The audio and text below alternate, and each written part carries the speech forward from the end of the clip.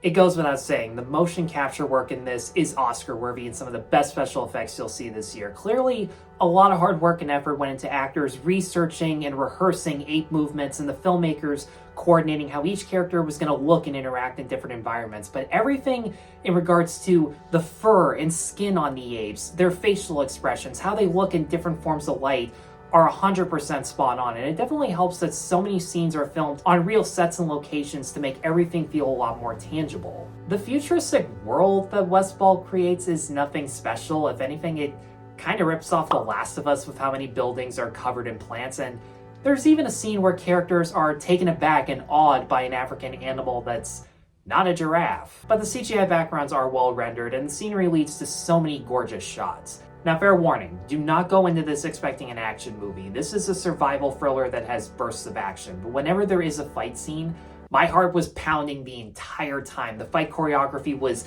extremely gritty and realistic. There are so many sequences of characters trying to outrun or climb past one another, done in longer takes that make everything look a hell of a lot more impressive.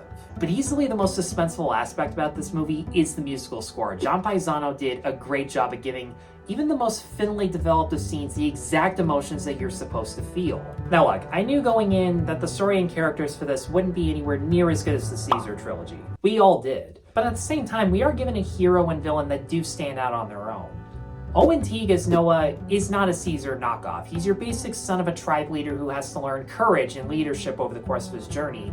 But as he sees apes mistreating humans, apes enslaving other apes, and even humans fighting amongst themselves over what's the best course of action for their future, once he does learn about Caesar and what he stood for, he's super conflicted on who to trust. There are so many times where he misjudges humans just because they're human, and other times where he does put trust in them, and it does backfire. So some opinions towards apes and humanity change for him, and others stay the same, which is a hell of a lot more authentic for an arc like this. In fact, like the rest of the franchise, humans and apes are given valid reasons as to why they would either want to make peace or keep the rift between them apart. I mean, humans actually do make a valid point when they say, all of this stuff that you have, we built from the ground up, it belonged to us, and you technically took it from us. But at the same time, you can't ignore the fact that humans did mistreat apes regularly, or at least the humans that didn't respect apes mistreated them regularly. And of course, there's that separation. How can you tell a human that is peaceful towards a human that is malicious? But you can also say the exact same thing about the apes in this one, because there are some that live independently with their own tribe and others that use them for slave labor.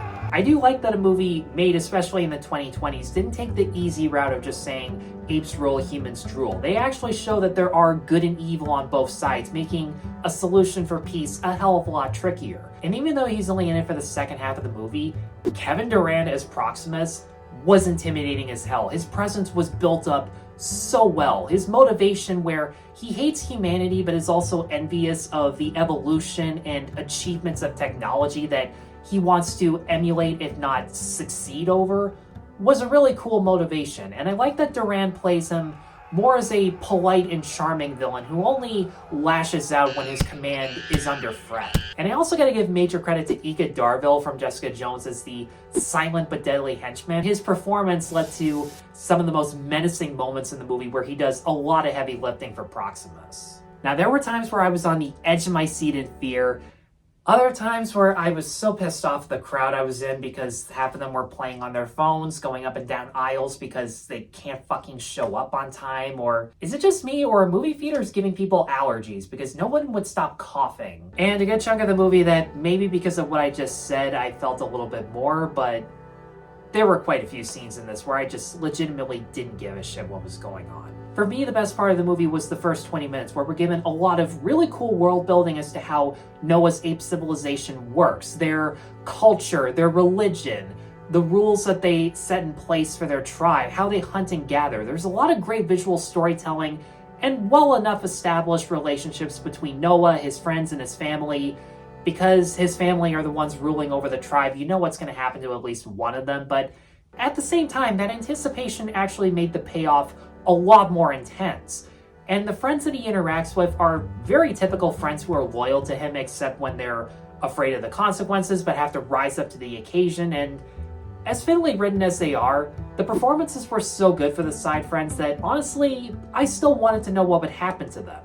The best parts of this movie are Noah interacting with his own tribe, which is why after a brutal battle sequence near the first act where the entire tribe is enslaved by Proximus, the second act is mostly Noah wandering around on horseback with this wise sage orangutan and this human, and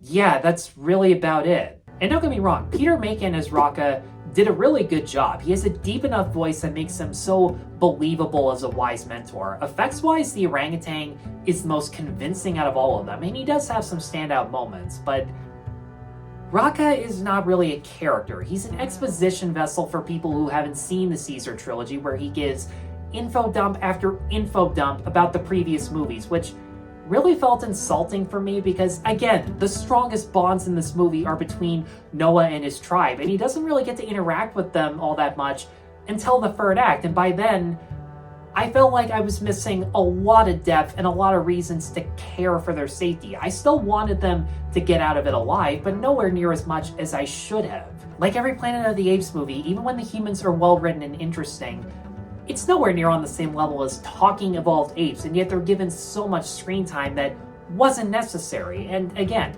Freya Allan as the human didn't do a bad job. If anything, she's one of those mysterious characters where every time she does something that wasn't pre-established, you're just sitting there going, wait, what? How the fuck does that work? And then by the end of the movie, when you're completely frustrated and begging for answers, the literal ending of this movie makes her backstory and her mission 100% clear, and it really caught me off guard because for a while I couldn't deal with this character. All the pre-established stuff that she was breaking, it really pissed me off. And then once again, a literal ending of a movie can actually change an entire character arc. It's pretty impressive when that happens, but at the same time, there's so many details about humanity that we don't know and is deliberately teased at the very end so that they could bait you for sequels. And I was really looking forward to William H. Macy in this because he's the closest thing to a celebrity, but he's given practically nothing to do. If anything, he's kind of cheap comic relief and even still dresses like Frank every now and then. That's the way we get by, to the way we get by,